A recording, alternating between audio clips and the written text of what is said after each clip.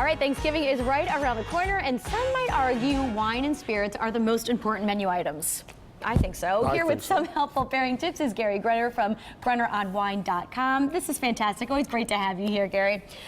So let's start. Your guests are arriving. First thing you should do is hand them something to drink, right? Guests are arriving. It's usually family and friends, and unfortunately, I don't know, but I know in my house sometimes it could be a little tension. You know, some family Depending members. on who's there, right? Who's not who's there. there. Some family members feel a little funny, so you want to hand them something. You give them something to hold on to. It's kind of like a little crutch, but at the same time, you want to get the festivities going. So we put together some really easy stuff. Okay. 79 Gold is one of my new favorites. It's 100%. It's a caramel spirit. It's made in Idaho wheat and Idaho water. So it's all handcrafted, American made, and that's the new trend.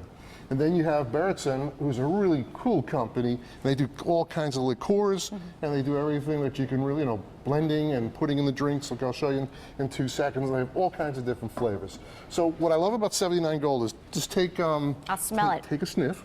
You know, caramel, definitely, right? Caramel, the third most favorite flavor, you know, sold in America. It's vanilla, chocolate, and caramel. So what you can do with this, what we came up with was a drink. It's called the Caramel Apple Martini. Ooh, it's perfect for fall this time of year, right? Perfect. How do you do it? Well, you blended it. We put in 3 parts caramel, the spirit, and then we put in some Bertzen apple, and we mixed it up, and we just, you know, you put it in the giant martini glass.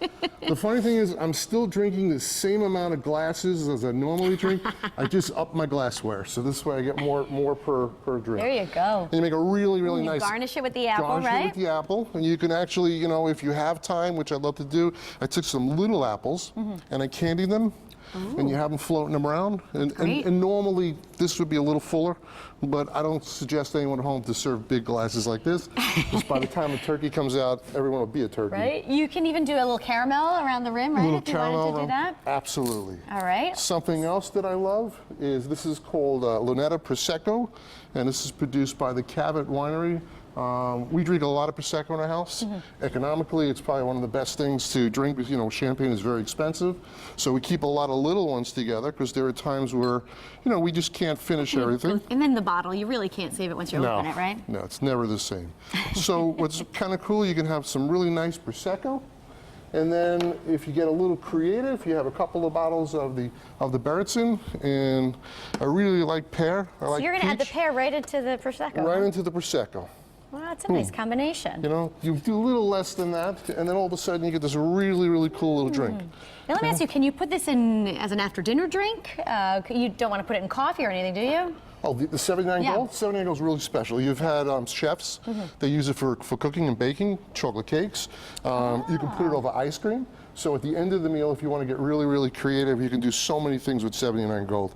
The funny thing is most people, this is kind of like the bourbon craze or the Scotch craze. You never think that there would be so many bourbons out there right now that have honey in it. Oh, yeah. 25 years, seen it, yeah. 25 years ago, if you would have said to me that a bourbon or a Scotch would have had honey, I would have said you're crazy. But normally they'll have a chaser. So really what this really is, this is the real McCoy. Got it. It's got freshness to it, really sweet. 79 Gold, it's a must for everybody and the Bertzen. All right, so let's talk about these side dishes. We know the turkey comes out, everyone has turkey, but the side dishes vary kind of between families. These families depends on how much you spice them and what you put in and what what you're serving. It really depends what the theme is. But basically, most of the side dishes are classic. Sure. So everyone makes a turkey. There's all kinds of different turkeys and how they do it, but it's basically a classic turkey. So the first 2 wines that I really love for turkey, you know, Old Vine Zinfandel. You know, a lot of people say that that's the key. That's the wine for Thanksgiving for the turkey. I kind of like to be a little bit more experimental and, you know, try different things. I love Pinot Noir.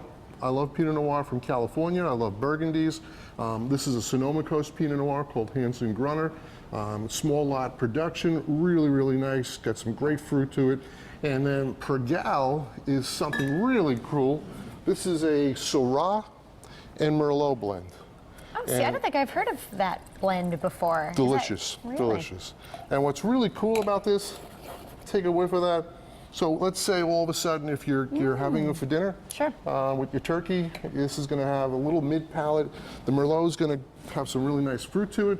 but the Syrah is going to have spice in the mid palate and on the finish, so it's going to bring a little bit more life to the turkey. And that's really, really one of my favorites. And that's from Italy, and that's actually Giovanni's family, who we met before. Yes. Giovanni Bertani from Tenuta Santa Maria. And then the next one, for the sides, we have Brussels sprouts. Your favorite. My favorite. The only kid who ever ate Brussels sprouts. I still love them. The next one is our Sweet potatoes. Sweet right potatoes. That's a honey sweet potato, and we threw some walnuts in it.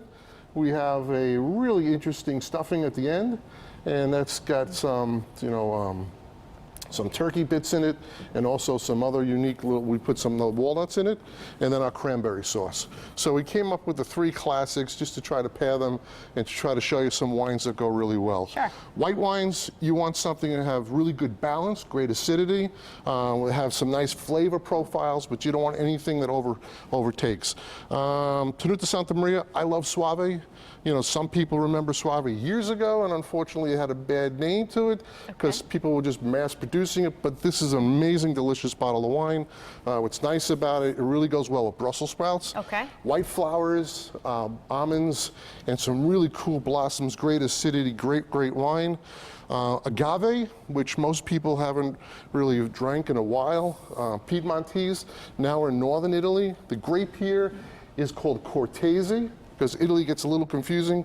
Sometimes they name their grapes mostly after towns and on areas, and not the grape. This is the Cortese grape. And this is going to go well with? This will go well also with the Brussels sprouts and also with the stuffing. If somebody wants white wine, you have to have a couple of white wines. Sure, right. I mean, it seems that there are people out there that only drink white wine, so you got to take care of them. What I love about this wine, this is La Bastina. They actually on the back give descriptions of the wines and tell you exactly, what to look for. And you serve it chilled? Oh, absolutely. White wine has to be chilled. The last white wine is Sanaberto Reserva. Sanaberto is a unique winery. It's Argentina. And in Argentina, most of the wineries are down in Mendoza.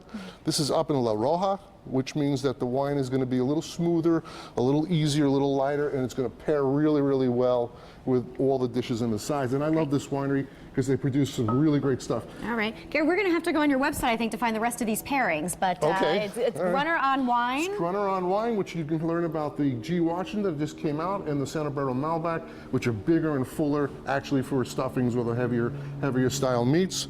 But, just want to wish everyone a happy Thanksgiving. I think we're all set now. There's going to be a happy Thanksgiving with all this. Well, we have a Thanks for being here. Thanks for having me. All right.